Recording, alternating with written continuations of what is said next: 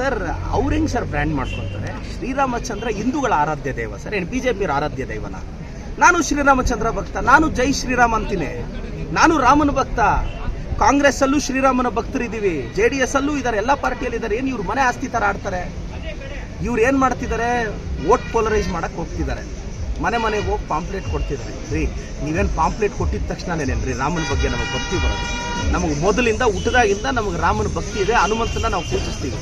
BJP ಅವರೆಲ್ಲ ಅದೇನೋ day dreams, ಕನಸುಗಳು ಕಾಣ್ತಾ ಇದ್ದಾರೆ. ಇಲ್ಲಿ ಅವ್ರಿಗೆ 5ರಿಂದ 6 ಸೀಟ್ ಬಂದರೆ ಹೆಚ್ಚೆಚ್ಚು BJP ಅವರಿಗೆ. ನಾವು 20 ಸೀಟ್ ಗೆಲ್ತೀವಿ, ನಾವು 20ರಿಂದ 22 ಅನ್ಕೊತಾ ಇದ್ದೀವಿ. ಚಿಕ್ಕಬಳ್ಳಾಪುರ ಲೋಕಸಭಾ ಕ್ಷೇತ್ರಕ್ಕೆ ನಿಮ್ಮಲ್ಲಿ ಯಾರು ಅಭ್ಯರ್ಥಿ ಆಕಾಂಕ್ಷಿಗಳಿದ್ದಾರೆ ಸರ್? ಈಗ ಅಖಾಡದಲ್ಲಿ ಮೊಯ್ಲಿ ಸಾಹೇಬ್ ಇದ್ದಾರೆ, ರಕ್ಷಾ ರಾಮೇವ್ರು ಇದ್ದಾರೆ, ಈಗ ರವಿ ಅಣ್ಣವ್ರ ಹೆಸರು ಕೇಳಿ ಬರ್ತಿದೆ, MLC ರವಿ ಅಣ್ಣ, ಮತ್ತು ನಮ್ಮ ಬಾಲಾಜಿ ಅಣ್ಣವ್ರ ಹೆಸರು ಕೇಳಿ ಬರ್ತಿದೆ.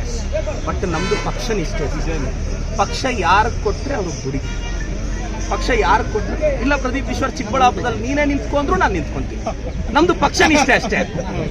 ನಮ್ದು ಯಾರು ನಿಲ್ಸಿದಿಲ್ಲ ಪ್ರದೀಪ್, ನಾಳೆ ನೀನು ಲೋಕಸಭೆಗೆ ನೀನು ನಿಂತ್ಕೊಂಡ್ರೆ ನಾನು ನಿಂತ್ಕೊಂತೀನಿ.